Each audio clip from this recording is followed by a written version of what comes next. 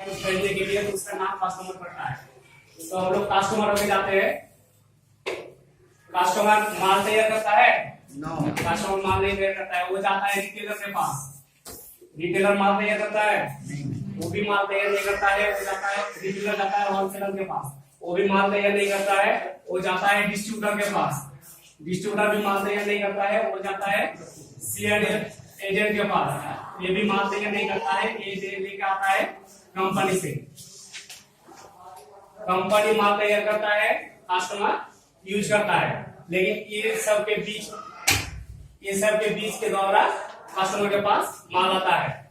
जैसे कि कंपनी अगर 40 रुपए में कोई प्रोडक्ट मैन्युफैक्चरिंग करता है, 10 रुपया लाभ रख के 50 रुपए में मार्केट में छोड़ देता है, तो हम लोग के पास आते आते लगभग 100 रुपया हो जाता है। 100 रुपया हो जाता है, तो 50 रुपये कहाँ जाता है? यहाँ पे 40 रुपया में मैन्युफैक्चरिंग करता है कंपनी, 10 रुपया लाभ रख के 50 रुपए में मार्केट में छोड़ देता है माल, और हम लोग के पास आते आते 100 रुपया हो जाता है। तो बीच में 50 रुपया कहाँ जाता है? बिचौलियों के पास। और इसमें एक बड़ा बिचौलिया बैठा हुआ है।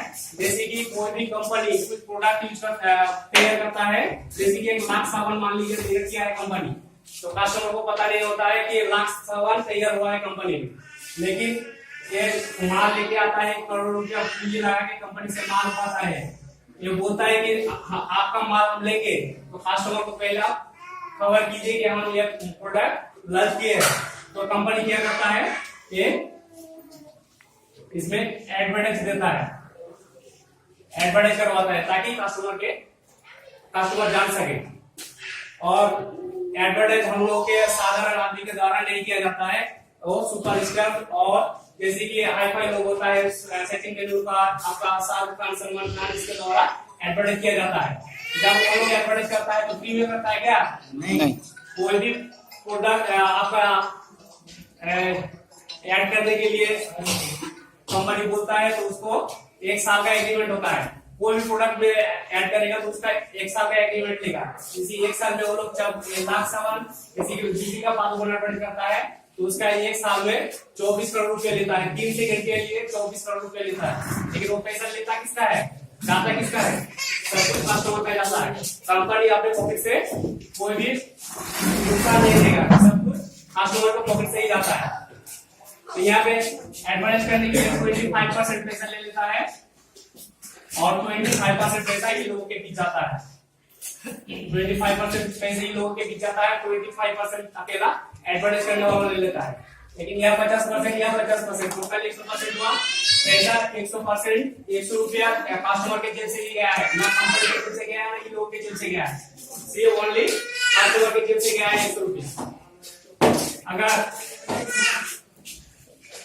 इसमें ये 5 रुपया कमाता है, 5 रुपया कमाता है, 5 रुपया कमाता है, 10 रुपया कमाता है, ऐसे करके 25 रुपया जाता है। 25 रुपया वहां लेता है जेब से, आपका कस्टमर के जेब से 100 रुपया चला जाता है। लेकिन हम लोग के जो सिस्टम होता है, इसमें भी एक डायरेक्ट सेलर नाम होता है, और डायरेक्ट यहाँ कंपनी होता है। एक ट्रेडिशनल मार्केट के बारे में बोले हम, जो बाजार में चलता आ रहा है, और जो ये नया सिस्टम लागू हुआ है 2000 साल से, ये सिस्टम हम लोग इंडिया में नहीं था, विदेश में था। इंडिया में आपका लगभग 1996 साल में डॉक्टर मनमोहन सिंह जब प्रधानमंत्री के विदेश में सिस्टम देखा था, तो वो सिस्टम आपका मनमोहन सिंह जी बोले थे कि ये सिस्टम हम लोग इंडिया में भी चल सकता है। लेकिन आया था 1996 साल में इंडिया में, लेकिन शुरू हुआ इसका 2000 साल से। और इसको गाइडलाइन दिया है, डायरेक्ट सेलिंग में गाइडलाइन दिया है 16 सितंबर 2016 में। इसके ऊपर कोई मूल्य नहीं हो सकता है, कोई भी आ जाए, कोई भी गवर्नमेंट आ जाए, लेकिन इसके ऊपर कोई मूल्य नहीं हो सकता है, क्योंकि यह सरकार के नियम अनुसार चलता है। जैसे कि कंपनी यहाँ भी 40 रुपए में प्रोडक्ट मैन्युफैक्चरिंग किया, 10 रुपया लाभ रख के 50 रुपए में मार्केट में छोड़ दिया, और आप डायरेक्ट सेलर के पास आता है, तो यहाँ भी 100 रुपया हो गया। लेकिन यहाँ भी कोशिश करता है कि 50 रुपया यहाँ जाता कहाँ है? कंपनी यहाँ ये कंपनी से माल लाते थे, और ये कंपनी हम लोग के बीच में एक पीयूसी रखा हुआ है, पिकअप सेंटर नाम के। कंपनी यहाँ माल पहुंचाता है, और इसको यहाँ से लाना पड़ता, कंपनी से माल लाना पड़ता था, और कंपनी इसको यहाँ माल बेचता है। तो इसके लिए 5 रुपया 5% खर्च होता है, जैसे कि गाड़ी घोड़ा है, टैक्स है, ये सब हम जब लेके 5% पे पैसा खर्च करता है और बचता है 45%। 45% पैसा कंपनी अपने अकाउंट में लेता है और एक सिस्टम के अनुसार डिस्ट्रीब्यूटर के अकाउंट में ट्रांसफर करता है, जैसे कि बीबी के ऊपर ट्रांसफर करता है, जैसे कि 100 बीबी से लेके 4,999 बीबी तक 10% परफॉर्म बोनस के रूप में कंपनी डिस्ट्रीब्यूटर को देता है। यहाँ जब आपका बिजनेस 5,000 हो जाता है तो 12% कंपनी परफॉर्म बोनस के रूप में देता है। यहाँ 10,000 जब होता है 14% देता है। यहाँ 20,000 जब होता है बिजनेस 16.5% देता है। जब यहाँ 40,000 होता है 19% देता है। 70,000 जब होता है आपका 21.5% देता है।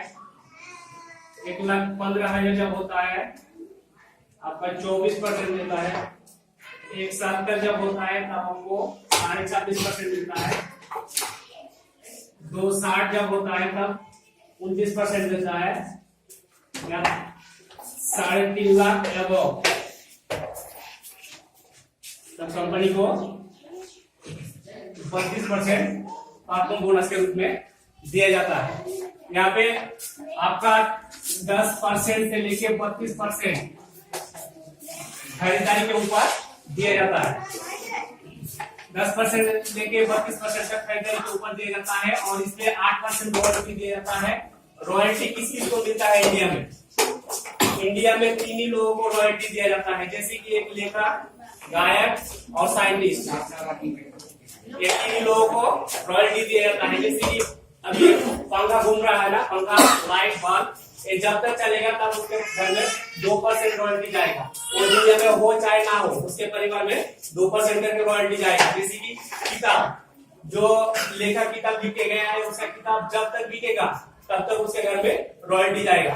जैसे कि आपका गाना, जब तक गाना चलेगा इस दुनिया में तब तक उसके घर में 2% करके रॉयल्टी जाएगा। लेकिन हम लोग के सिस्टम में 8% रॉयल्टी दिया है। रॉयल्टी और 5% एक टिकट के रूप में दिया है। टोटल 45% कंपनी को आपको रिटर्न करता है। तो हम लोगों को मार्केटिंग किस सिस्टम से करना चाहिए? ये सिस्टम से या ये सिस्टम से? हम लोग नहीं करना चाहते। ये सिस्टम से हम लोग बाप दादा परदादा इस सिस्टम से मार्केटिंग करता है। अगर मेरे दादाजी अगर इस सिस्टम से मार्केटिंग करता तो आज अकाउंट में लगभग अगर करोड़ रुपए का ये मार्केटिंग किया होता तो 45 लाख रुपया दादाजी के अकाउंट में रहता अगर इस सिस्टम से पहले आता तो। लेकिन यहाँ पे करोड़ों 2 करोड़ रुपया खर्चा हुआ है, लेकिन अब देखो अकाउंट में जाके 0 बैलेंस है, कोई बैलेंस नहीं है। अगर ये सिस्टम पहले आता तो 45% मतलब इस अकाउंट को 45 लाख अकाउंट में रहता। तो हम लोग को